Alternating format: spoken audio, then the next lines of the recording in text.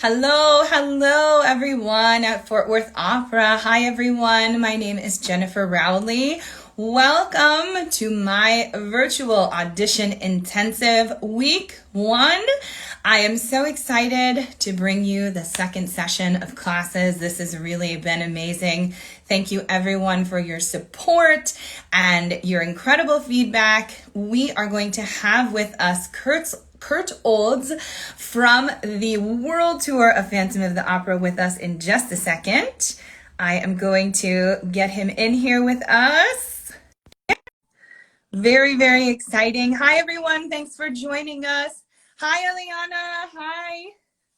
Johnny Kaufman, I see. Oh, there he is. Hi. Hey, how you doing, Jen? Oh, what time is it there? It's 1 o'clock in the morning, but it's Oh, okay. We had a show tonight, so we're just coming down off the high, like you always do. my So, gosh. Thank you so but much for joining us after your show. Oh my goodness. What a whirlwind. Hi, Marissa. Hi, everyone. Thanks so much for joining us. Curt, thank you so much for being with us. absolutely.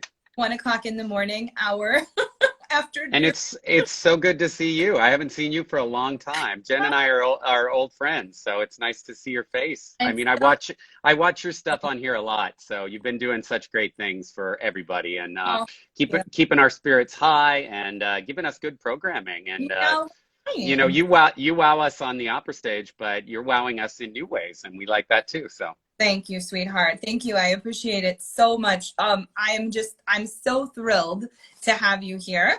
For everyone who doesn't know, this is Curt Olds. He's amazing. We met each other. When did we meet each other? 2009, right? yeah, nine, I think. Yeah. And you were doing Mikado or What else did I used to Mikado. do? That was it. It might not happen too much in the future now with things changing a little bit, but and you were doing abduction. You I were wowing them. production, Yeah. which I will never do again.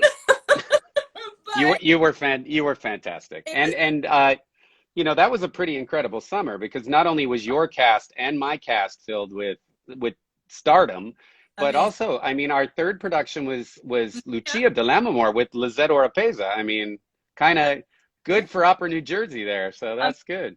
For incredible cast. Hi, Ryan. Thanks for joining us. So, Curt is currently in the world tour of Phantom of the Opera, and you are currently in, if I'm reading right, Daegu, South Korea. How do you pronounce We're that? in, yeah, Daegu. Yeah, like Okay. Daegu, but Daegu. Yeah. And the thing that we all got to remember is Daegu was the second big epicenter. I mean, that was right after Wuhan. Daegu was the big place, and it's just remarkable that, due to South Korea's great response on the Yeah. COVID activities, like that we are actually doing our show. And it's just incredible because, like all of us worldwide, like to come into a place where, the basic theater goer in Daegu didn't think they'd see anything for the longest time. And now, We walk into their theater with our big, beautiful show that the world knows. And it gives everybody a lot of hope. it's This is going to be over at some point, and we can do this. We can have opera and yeah, theater concerts again, yeah, and it yeah, is it's so positive and it is so hopeful. So I want to talk to you about really two things today. First, yeah. I want to talk to you about yourself as a performer and how things are going over there in Korea with this incredible production of Phantom of the Opera and how you guys are managing through this COVID-19 business. And then Right. second, I want to talk to you from the other side of the table because we are doing this virtual audition intensive for young singers. And as I'm looking at people popping in, I'm seeing a lot of our young singers that we see pretty much every week on our amazing classes. So I also want to talk to you from the perspective of the other side of the table as a director and also as Sure. an manager about auditioning and about your tips and tricks and secrets that you can help the young singers with. So I'd love to start with just with the Phantom production and how and when you went back, because I know you guys took a break. You were having your world tour, And in Yeah. February, you guys took a break. And then when did you get the phone call that said, yes, everybody has COVID in the world, but we are going back to work and we need you to be back in Korea on this date? And did you have to quarantine? Like, how did Yeah. this work? What was the process? Well, it's remarkable in the timing on how that played out. You know, we it hadn't really broken in the United States yet, and we went. We come from as many as 8 or 9 different countries in this company, and we were on a regular, as you said, a break.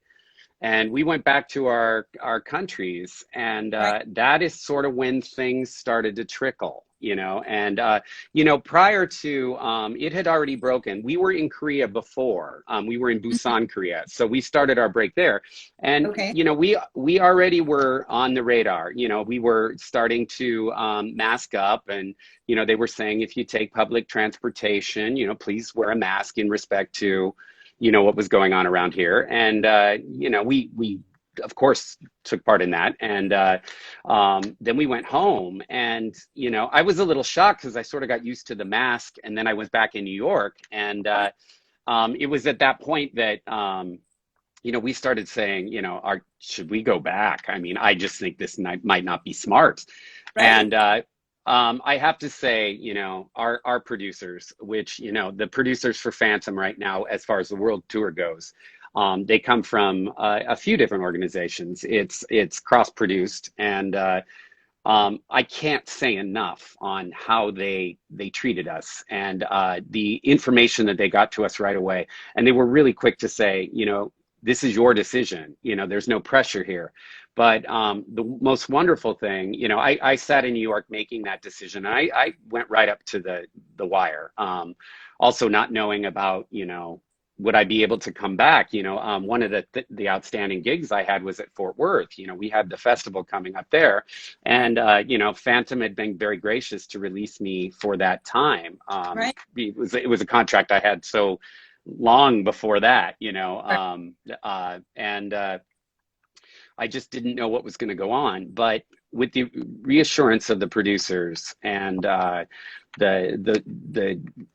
lengths that they were going to make sure that we were safe and that we understood what was going on, I made the decision to go back, as did everybody in the company. And one of my big concerns was that where would the producers be? And let me tell you, when we got off that plane, every single one of our lead producers were standing there to greet us, and it just reassured us, with all the information in the world, with a tactical plan on what is, I hope, going to be industry standard, moving forward. And I joke often, because I believe in all of this, we need to lead with a sense of humor, Yeah. and in all of the things that we need to do for COVID. The other great benefit to all these safety protocol backstage that we use is also the fact that we haven't had a single cold in the company. We haven't Amazing. had, you know what I mean? Like all that stuff that plagues us as performers, because people get lazy, and I hope they don't, because we have been virtually illness free, Amazing. since we started this. And it's tricky. I don't want to make it sound remotely easy. It's not. Am I very happy that I'm benefiting from being a performer through this? You bet. You bet. I know what is been granted on me, but we still don't know day to day what is going to go on, and it's just tricky, backstage. It's not easy. We are going through temperature checks. We are making sure everything is taken care of. You don't pick up a prop until you know that it has been dealt with, with our wonderful team that disinfects everything. The costume department makes sure that is all taken care of. The audience is, of course, kept totally separate, and they have their own set of rules. Right. And backstage, I was go ahead. reading New York Times that the whole audience goes through a complete temperature check and a spray down of like a Lysol Hmm. spray, and Hmm. before they go into the theater. Yeah. What happens for you guys as the performance what your protocol when you arrive at the theater? What happens from there? I mean, I know you said, disinfecting and your masks and everything, but like, how do you go into makeup and get your makeup on without your mask on? Is everyone else in the room masked up, or you have your own room? How does it work for you guys? Yeah. Well, of course, we're spaced out very nicely backstage. But that aside, we're finding more and more. The South Koreans have so much information and so much proof now in what works and what doesn't. And one of the things I also like to stress is what's working in South Korea. It's its own specific country, and I never want to get in the argument with Americans because we come from a different country, and it's going to take a little Yeah, longer for us. You know what I mean? We're born in a different fabric on how our country was formed, and to not go into a long conversation about politics and why, because I just don't think that's useful. I think getting the people that are watching us right. right now the information they need. But South Korea Yes, has done a wonderful job, and what they're finding is that if anybody that can possibly be masked is going to help. So we are masked right up to the time that we go on stage, when we're in costume and we're ready to go on. But virtually all the rest of the time, we're dealing with masks. There's nobody that comes up to us backstage that's not masked, from stage management to the crew. amazing. And I'm very used to it now. And it's funny because one of the other, once again, keeping sense of humor, is you didn't really pay attention to hear up as much as you do now. You can really start to Now, read yeah, emotion in just the eyes, especially backstage with "No, you're not supposed to be here," "Get going," "Move," or any of those other things that we normally do as performers. And right. but that's sort of how we handle it backstage. Of course, temperature checks here in Daegu, we actually go through a secondary screening as well. Wow. We do a temperature check that's with the thermometer this way, and then we Uh, also go through temperature scanners. So it's hooked up to the computer system when we walk through. So it gives us a secondary check on everybody. And, then everything's just disinfected left and right. And, left and right. we went, how many months now with not a single case in audience or backstage. So whatever our producers and what we are doing is working. And, we're also dealing with an audience that is living life in a different way. And, masks are just ubiquitous. They're everywhere here. And, distancing Right. is, of course, expected. The audience, of course, is not, they're in every seat. It's not spaced out, but they Yeah. don't talk a lot during the Yeah. performance. They wear a mask. Yeah. Yeah, I was reading in the Times article that you guys are like 75 to 80% full every night, with Yeah. some nights actually sold, which is incredible. That's Yeah. amazing. And it was very interesting. I went with three of my colleagues. Some more of our cast did too, but I went with a group of four to go see the Korean production of 42nd Street across town. There's so much great theater going on here in Korea.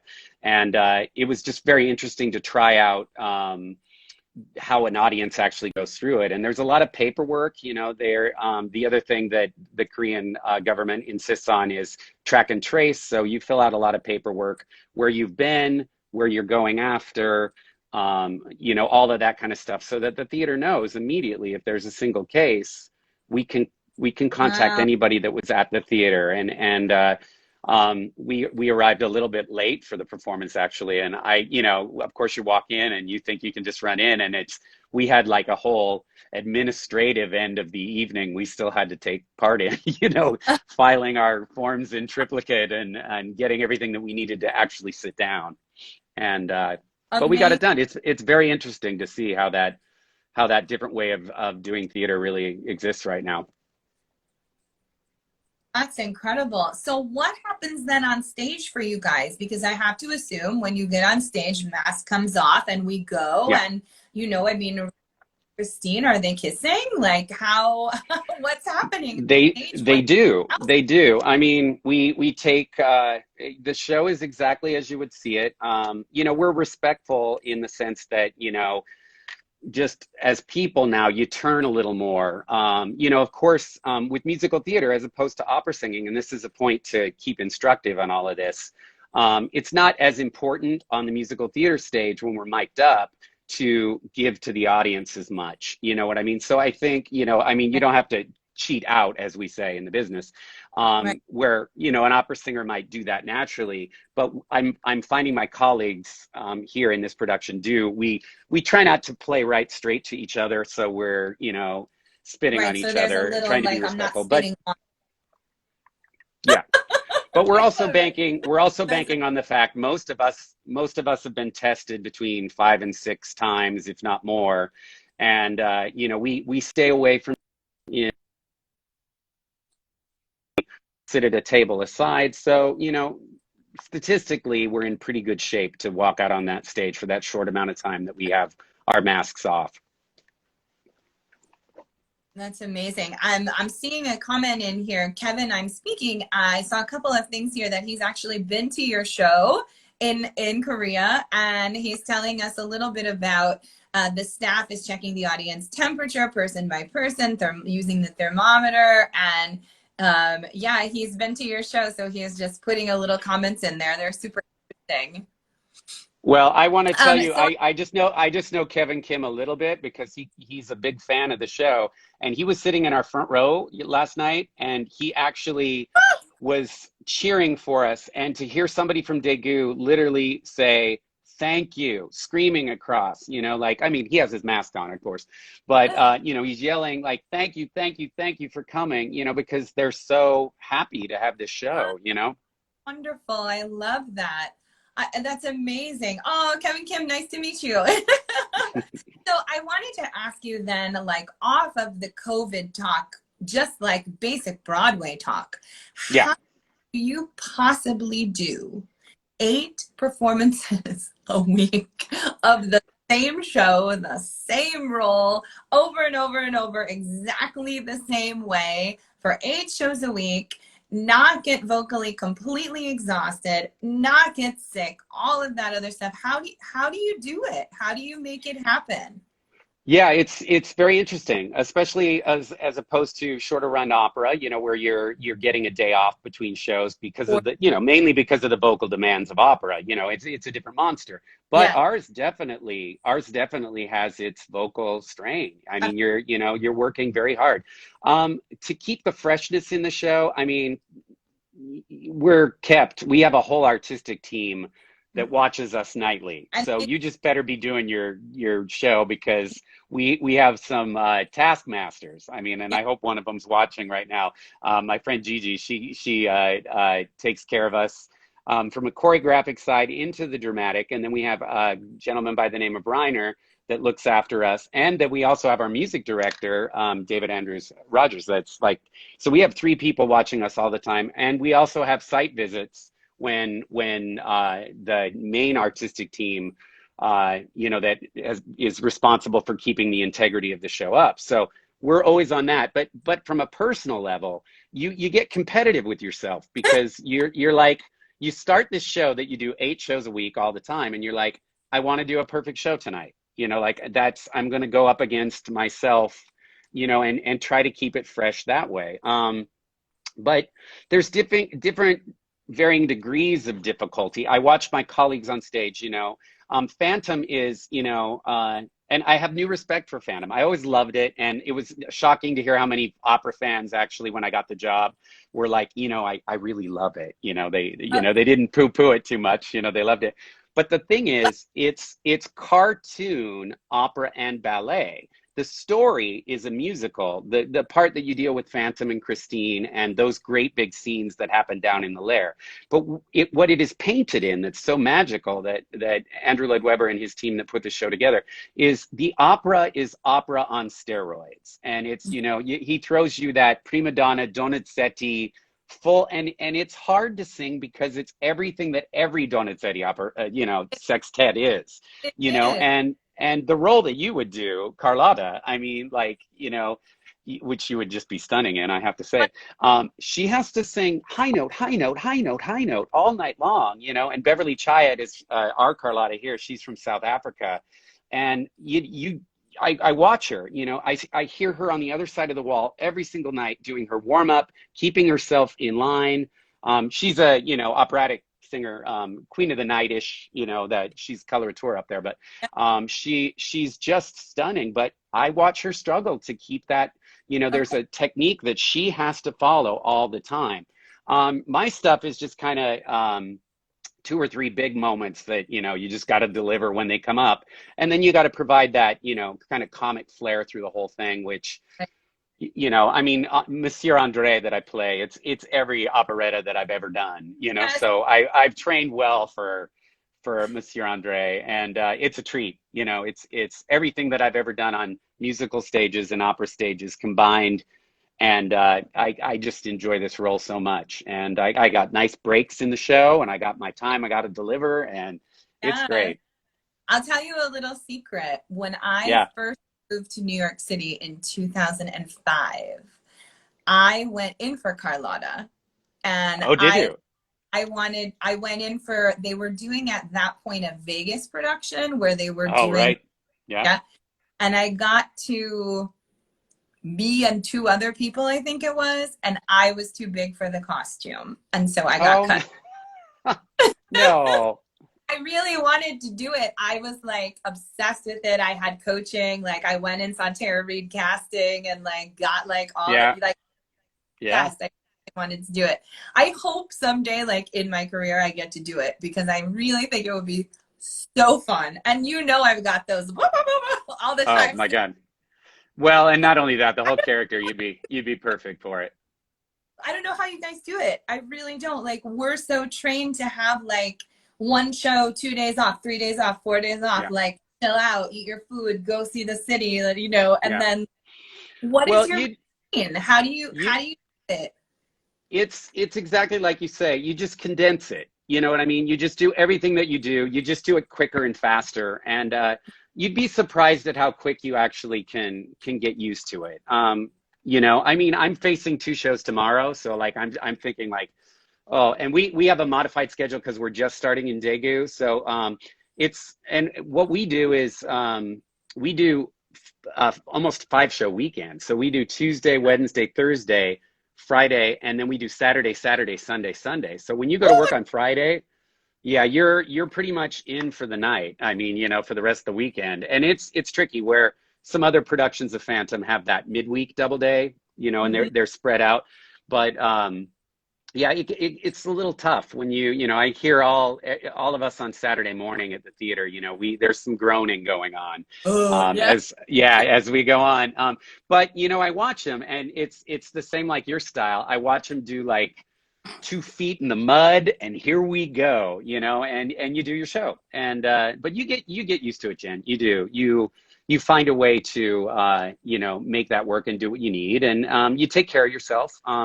I watch Yeah. especially our Raoul and our Christine and our Phantom, that have a bulk of the singing. They don't do much, especially our Phantom. Although the Phantom's role isn't the longest of the evening, that role has to deliver. He and Christine have to deliver the Yeah. goods, and so But they both, well, all of them. We have multiple people, but definitely the two people that are starring in the show, they live very monkish. They really take care of themselves, and those people that do provide us that part of the evening, they work really, really hard, and not that we don't too, but no, but I mean, yeah, they have that extra icing on the cake, that's starring in a show, as we all know. yeah. And that's when you really have to be what I take really serious as a supporting cast member. You support, what I mean, that you bring what you need to the game, so that we as a team, from there's no small players in this show. When everybody's on, everybody's working hard, and as you trickle down in the mathematics of Phantom, the sort of what you would call an ensemble position is sort of a joke, because you do so much. You run off stage, you put on another hat. So nobody does less than 15 things during the course of the evening in the smallest of roles in the show, so to speak. Small, there's nothing small. And Well, it takes a lot of really great strength. But amazing. I applaud all of you. I mean, really, what you're doing. I mean, to be able to do it and to give to the country and to to have full audiences and to have people seeing music and theater. I mean, it's just I applaud all of you. So let's transition a little bit into the virtual audition intensive side of our chat. I'd yeah. love about the audition process to get into the Phantom of the Opera and how it differs from when you were auditioning for operatic roles or operetta. How is Mhm. it different from musical theater audition to the opera world audition? Yeah, I think the biggest difference between the two is the element of the casting director on the musical theater side. Mm-hmm. When you're dealing with operatic auditions, you're auditioning for those people that will hire you. Mm-hmm. We could get into another discussion. I think this is going to change a little bit in the world events that we're traveling through here. And I think the use of casting agents and having experts that really deal with that may or may not enter into the operatic world. But as we're dealing with it right now, you sing for those professionals that will be hiring you, Mm-hmm. as opposed to musical theater, where the sheer number of people have provided a wonderful opportunity for people with wonderful ears, eyes to prepare a producer with the talent that will be the cream of the crop. That's the job of a casting director, Wow. to go out and find that talent. That doesn't mean that a producer on the musical theater side can't cultivate that talent as well. Mm-hmm. They can still call in people that they want, but they have this added professional. And the casting agents, worldwide, but the ones I know in New York City, those offices of ears and eyes, I mean, it's some of the best people, and they can hone in. And not only that, with maintaining roles in shows, they get to know the show, and so they know what it's going to be, what's required for those roles. They know exactly what, I mean, I'll just stay in the Phantom world because that's the show I'm in right now. But they know exactly what a Monsieur Firmin or a Monsieur Andre needs, and they Mm-hmm. can quickly vet those people in the open call process and Mm-hmm. prepare them and get them ready to appear for the producers, so that it makes those people's jobs so much easier because they're really looking at people that have been prepared.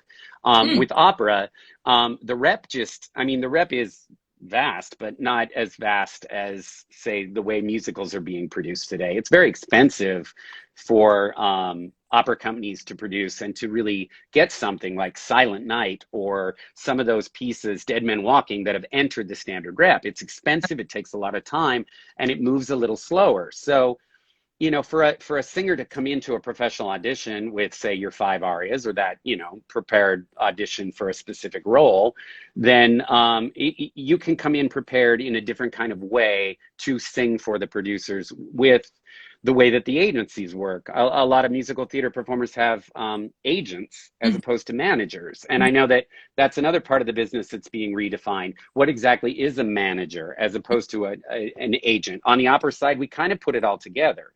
But a manager's job is to look over the health of the whole career, the entire career. Mm-hmm. What are we going to be doing in 10 years? You have a relationship with your manager in a more personal way, and somebody might argue with me, than you would with an agent. An agent is going to work on keeping those connections up to the actual job. And Mm-hmm. you can have a manager and an agent, or you can have a manager that works sort of as an agent. And I think most of the classical singers are used to working with managers, where Yeah. a lot of the musical theaters Mm-hmm.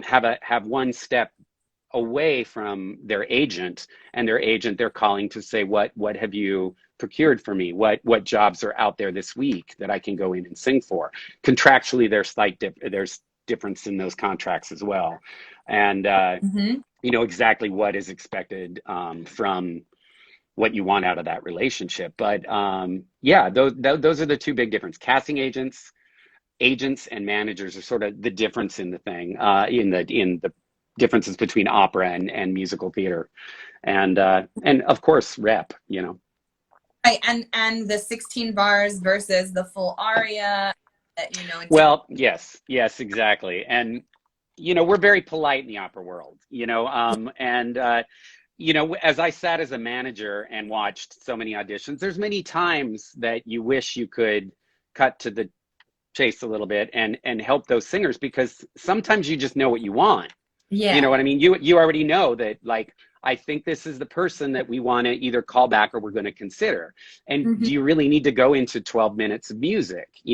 It's great and you do get to know that, but a lot of times I know for the people you're going in, they probably hired you before. They're having you come in to sing something that they want specifically, Yeah. unless you're looking at, and this is the other part of it, the stamina. You know what I mean? Right. If you're looking at a singer, if you need to check his or her stamina on can they get through the role, but that happens on the musical theater side. It just happens at a later audition. You know what I Ah. mean? So that 16 bars is just to hear, I don't really know you that well. Are you somebody that I want to really investigate? Hmm. A possibility of casting you. And then usually after those auditions, it turns into quite the opposite.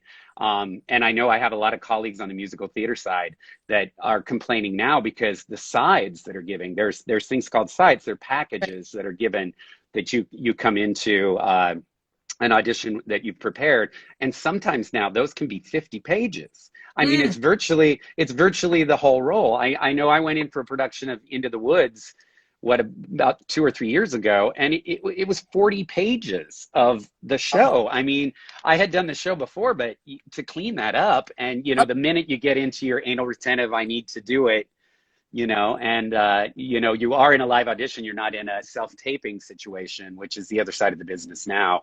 wow. And I'm glad to see that the self-taping sort of head its way towards opera. I know a lot of people that are using It that is. to, and who knows what the audition season will be like next year as we're looking forward, but self-taping will be a big part of it. Yeah, that's why we're focusing so much on this virtual audition intensive, because we do know that it's going to be virtual at least in the Yeah, fall. We know that you are going to have to make videos and send them, and we know that you are going to have to do some live auditioning on Zoom. It's going to happen. The Met yeah, Company has already set it up. It's amazing. Like, yeah, it's blowing my mind what people are doing, but we're not prepared. We're not right. prepared. Something we learned in school. This is something that's completely new to everyone. So I'm really happy that, like, we can have these chats and we can have these classes and we can help prepare the next generation for their auditions. And like you said, it's very different. It's a very different world. How many Yeah. auditions did you have to do to get Andre in Phantom of the Opera?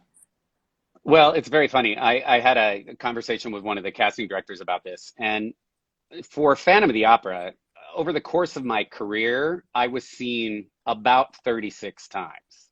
No. In varying degrees of reaching possible casting. And it sort of became a joke because, I'd get the sides again and I'd have them all memorized and I'd go back in, and Tara Rubin's office was very sweet to me. They'd call me in all the time, and you're dealing with, Phantom is also, now that I'm within the family, it's a family. So, a lot of times I realize now that I was done in because somebody was coming back to the family, or, Right. they're able to, speed up the process because he knows this, or he can double and he's a cover of this other role. And that's what you have to just do, your best, and realize Right. that of those 36 times, I was a viable option, but Right. it just didn't work out. And it wasn't because I was bad. It was because they just didn't have a place for me.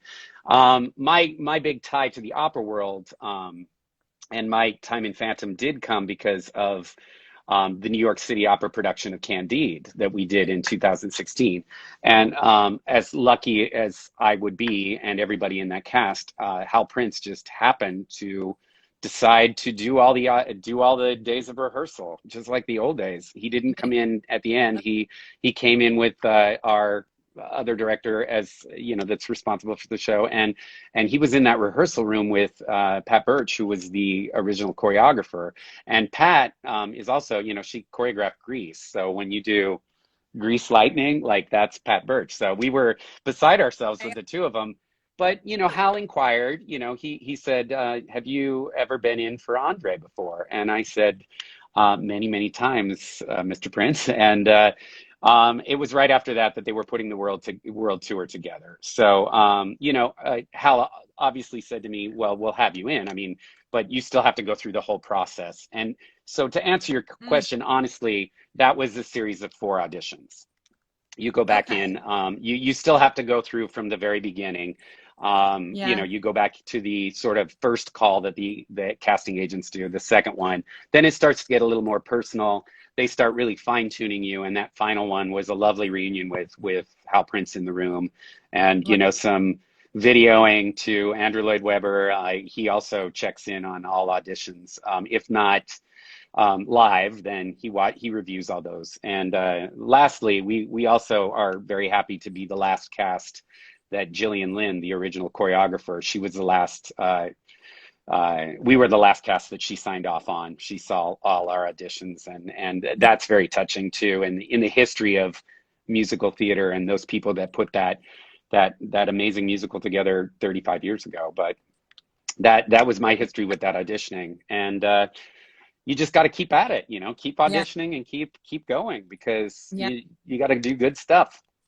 Shanley, you're totally right. Shanley says every no is closer to a, and that's totally 1000% true. I had so many no's before I heard yes. So it's amazing, the journey.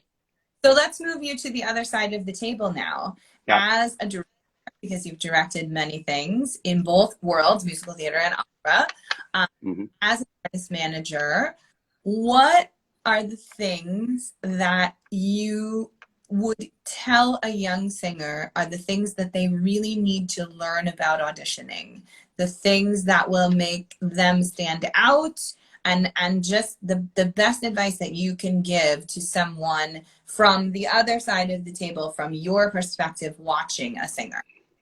Yep. 2 things come to mind. The first thing is just always realize that when you walk through that door for the audition, that other side of the table wants you to be the best. They want you to get the job because they want to be done with their job. Awesome. And it's very difficult to watch auditions, for managers and for directors and for producers. You just want them to be the real one. So we often forget that as performers, but on the other side of the table, that's what they're saying. They're saying, just be great. Relax. We want you to be great. And you have to know that. And I always tell people, take a second before you walk in that door and remember that, and smile and walk in and do the best you possibly can. The other thing, to address your point on how do we look authentic or be special, this is where a lot of younger singers really mess up. They think it's about the high note, or they think it's about a specific song, or this. There's no wowing. It comes down to truth. You know what I mean? You have to truthfully prepare that material and present it. And you have to give something within yourself that you've prepared so much that it just comes out innately. And don't try to sing the best high note. Don't try to sing the best pass. Try to be a complete package. And I don't mean that as a triple threat or anything. I mean, be complete in what you're presenting. You know what I mean? Have it thought out and live in that moment. The minute that you click into that, you're bankable. You do something special that that producer, that director, that choreographer, that whatever it is, orchestra conductor, whoever's watching you will respond to. And it's shocking. I'm trying to think, as an artist manager, out of all those auditions that you watch, that happens about once every 12 times. You know what I mean? The rest, you can see they're good, you can see they're great, but they're either occupied with something else. And I've watched those same people of those 12 sing one day and be absolutely fine and great. And then they came back in 2 or 3 months and they lined it up different. And you were like, that's it. Yeah. What happened? They just had a better day. And that's the reason too, you just got to keep doing it. You know what I mean? Because you'll get another day. The whole idea of, this is your one and only chance. Don't go down that rabbit hole. You know what I mean? Just keep singing, acting, dancing, do whatever you do. Keep doing that well. and keep producing it. And the other thing I always tell singers, forget it the minute you're done. Be done with it. Yeah. Don't go out and process it and try to dissect what I did and what I didn't do right. Just Yeah. let it be. Go back and have some dinner, go back to your life, and diversify. Try not to have that be your only thing, you know? Yeah, absolutely. We had a class with Scott Guzliak from the Academy of Vocal Mm, Arts in Philadelphia, hmm and he said, "Don't do my job for me." And I really thought that was so amazing to hear, because we Yeah, as singers, I'm sure you've done this too. We say, well, if I start with this, then they're going to pick this. And oh gosh, I did this. They must have thought this, that, the other thing. It's not worth it. Don't do the panel's job for them. Let them do their own job. That's why they're yeah, there. They're sitting there to you and to hear the talent. And Curt is absolutely right. When you're done with that audition, you're done. Go yeah, do something else. If it's like makes you anxious or something, go to the gym after an audition. Go box, go run, go right. do something that's going to make you feel good, so that you can let it go. Because you're right, you have to separate. So this is life and this is profession, and they can't be like Yeah, this all. Can't be no, about, oh my God, what did they think? What happened? You can't do right. that. And You, the other danger to that is, what I'm looking for as a manager and as a director, and I can't speak for everybody, but is flexibility, because I want to know that that singer as a director, or that actor, I want to know that they're flexible. Are they going to be able to do what I need? So if I see somebody come in that's uber prepared, and I mean, you can smell it when everybody has their game plan, I will try to throw a hammer right into the middle of that, because I need to see that. I mean, I can't have somebody do that if they're responsible for everything that I need to throw them at as a director, or right, if they're going to fall apart, out on the road because something doesn't go right and travel right. plans are screwed up as a manager. So you want to really make sure that you vet that, and it's not enjoyable to throw that you know But thing their way, but you can definitely tell a lot, and you can see it on their face when they come in, as opposed to those singers that come in and go, I'm yeah, ready. What do all you right. got? What do you Yeah, got? Yeah, exactly. Well, everyone who's here on our live, thank you so much for joining us. I'm going to open the floor up to some questions. So you guys feel free to put your questions into the chat while Curt and I talk about his concert with the Fort Worth Opera Green Room. I am so excited to see what you're going to bring and how you're going to do this. Are you going to do this from Korea? Is it going to be, do you have a pianist? Are you using tracks? Like what's your concert going to be like for the Fort Worth Green Room? yeah. Well, it's actually still in the planning. It started out one way and now it's kind of going another. So I wouldn't say a little secrecy, but there's a little bit I don't know about it too. Okay. So that's kind of what I'm leading. But yeah, I'm gonna use somebody here, and we're gonna be able to perform. Like everybody, a little spatially distant, but I think it'll be nice to see those, like a lot of our colleagues that are able to get into a room with a piano and make some music together. I mean, I love what's going on with the collaboration from afar. A pianist here, a violinist from there, and a singer. Like that's great. But yeah, we're gonna throw some great stuff, and hopefully a little bit of mix of opera with musical theater, and maybe some stuff that. Is a little more about what we're going through right now, a little bit of heart, and Yeah. kind of take it that way. But yeah, that's kind of what I have planned. So Do you know what date your concert will be for the Green Room? I looked on the site and I didn't see a date. no, I don't. I think we're still talking about it. Okay. That's the other part. I don't really know when, but I'm looking forward to it, and it'll be soon though. It'll be soon. Yeah, we'll keep everyone posted so that everyone who's watching can tune in and watch your concert from Korea. I'm so excited. I can't even wait to see it. Anyone who has questions, please throw them into the chat. Yes, Kevin Kim, really, it's happening. We're very excited with the Fort Worth Green Room to have artists from all over giving small concerts and recitals, and Curt is one of them who has agreed to do that. So that's I'm super excited. I can't wait. Oh, I've got a question here. Oh, Carla, Youngie, our opera rolls in Phantom. How is that for in the show? How is Carlot. I don't know. Sasha, can you just clarify your question? How is that in the show? Oh, Maybe, maybe, I don't know, like, how difficult are they, or what exactly do they entail? maybe that's I guess, yeah. I mean, Piangi and Carlotta, if for those people that don't know, they're sort of the operatic roles. You know, they're the two big opera stars of the opera company that my partner and I have just purchased at the beginning of the show, and we walk right into the first scene with a major operatic. That's some big duties from both. You know, Piangi hits a high C, and Carlotta's all over the map with a bunch of coloratura. So yeah, they're really difficult right off the bat. Carlotta, you know, the minute the overture ends, she's right into a gigantic cadenza that's very tricky, more tricky than I ever gave it credit for. And you know, she has to land that up there screeching, da da da da da, and come right down right into the same yeah. key, as you know. So it's it's it can be problematic. So yeah, you got to have a really good singer, and they stay pretty operatic through the whole thing, right into the final opera in the show, Don Juan, which is a Hmm. little bit of you know, any one of these operas in Phantom are, you know, Giovanni with Carmen, you know, and the other one's sort of, you know, Marriage of Figaro with, and the other one's big Verdi spectacular. So I mean, Exactly. they all play on, you know, big things of opera. So So Shanley says, my friend Joe Di Pietro is on your tour currently. I just he want to thank is. you for such a wonderful production going. Do you have advice on gaining interest for self-made concerts? Clarifying any advice on producing your own concerts via online stages, how to gain attention, and what to stay away from. Yeah, that's a very good.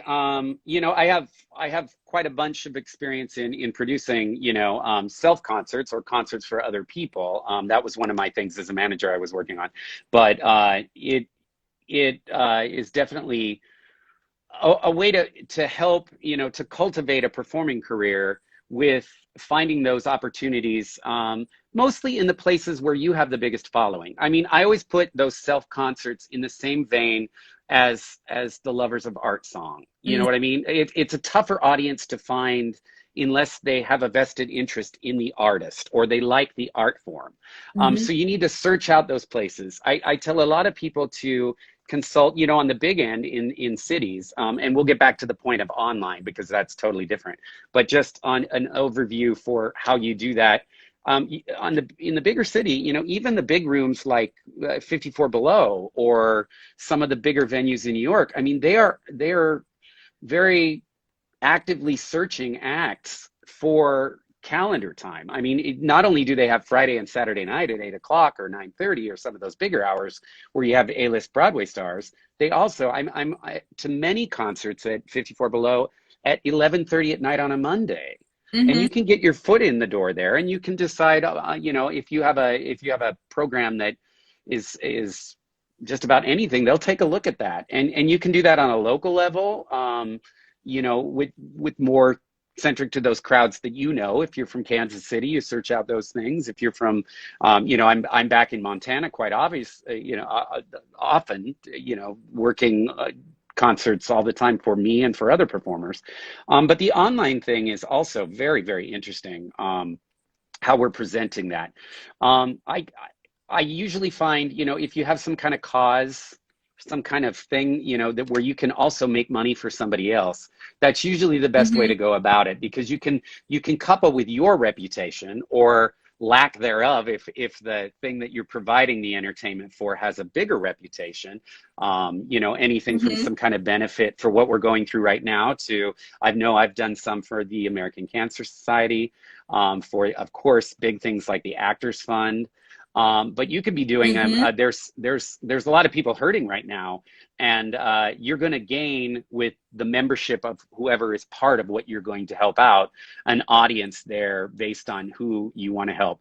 Formats we're starting to know very well how we can get that stuff up. You can even do those kind of concerts, right? Like you and I are speaking right now, to Oh yeah. a myriad of other platforms, but you know, Instagram is also a very good one. There's also platforms where, you know, you can you can, charge a fee for whatever would be the benefit, the beneficiary of the evening. But that's what I would say, that's how, as far as content, that's totally up to you, a retrospective of a certain composer or a certain style, musical theater, or a collective of what you love to sing, but yeah, usually if it's tied to some organization that helps you out with your numbers, as opposed to just blatantly saying I'm in concert. That can be a little hard. That can Yeah, be a little hard, even for the most advanced performer. You know what I mean? That's just tricky yeah. sometimes. But Rich Wells has a great question. How was the mhm. transition for you from the musical theater world to the opera world? I find it so intimidating where to begin. Yeah, and it is. It can be very intimidating. I started out in musicals and then went operatic, and that's when I was a little kid. When I was a little kid, I was doing musicals, and Yeah. then when my voice changed, luckily I had a soprano that had sung at the Metropolitan Opera that retired to Montana. And she heard me sing at an event, and she said, "I think he has operatic potential."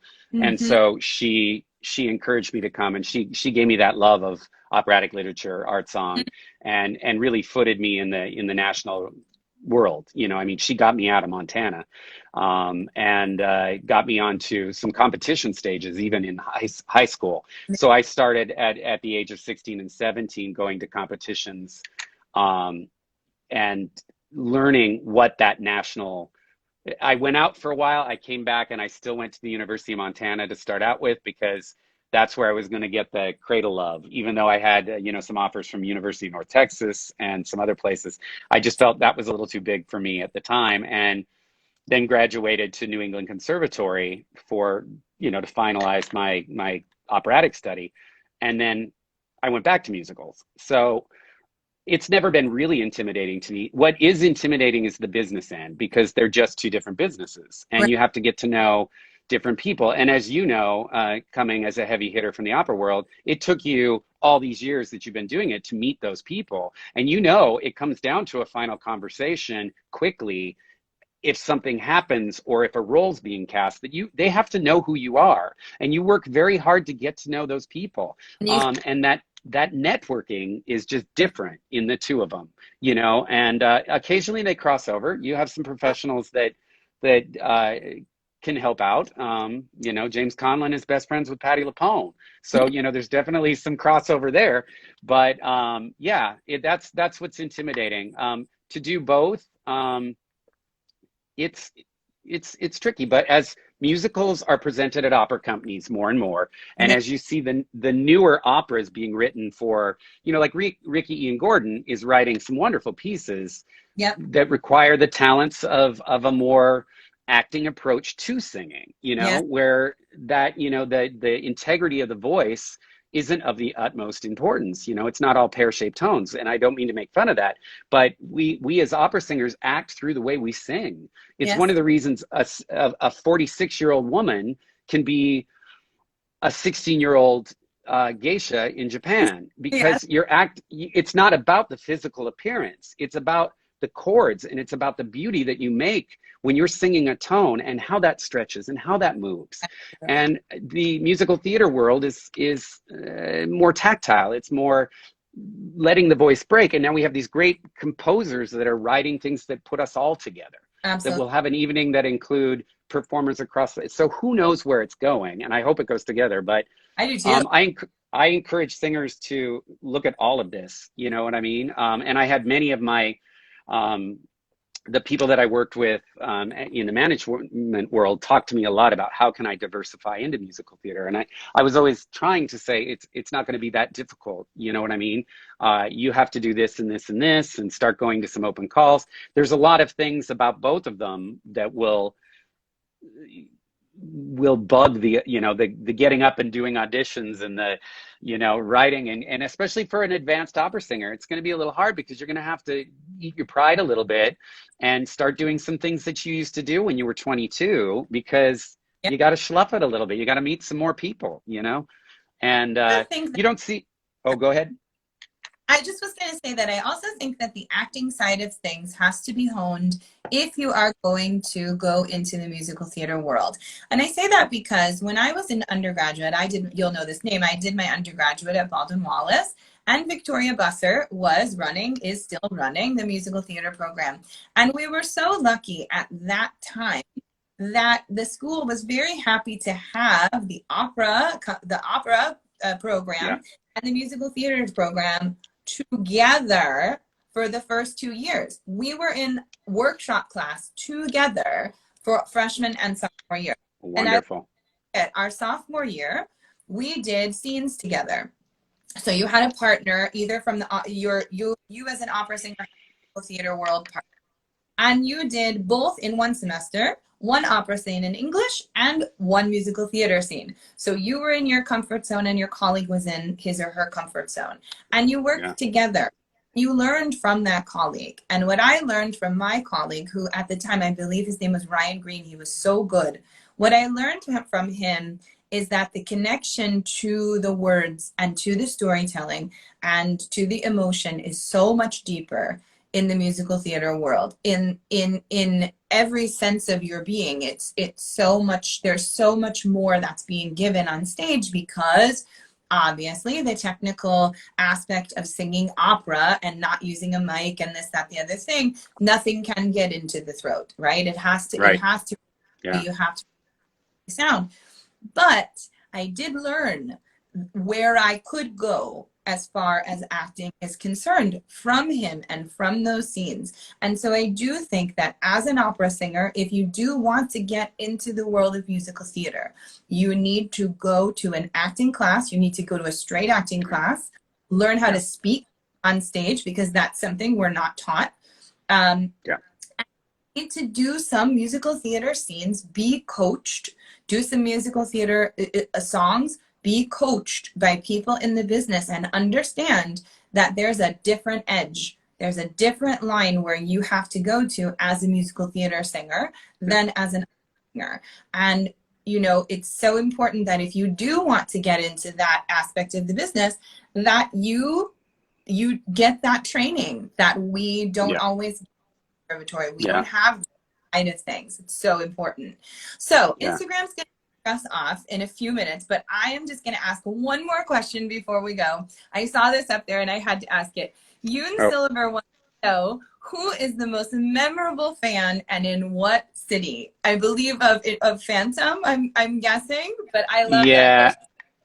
Well, this is a trick question because I think I'm being set up a little bit, because I know the fans all talk.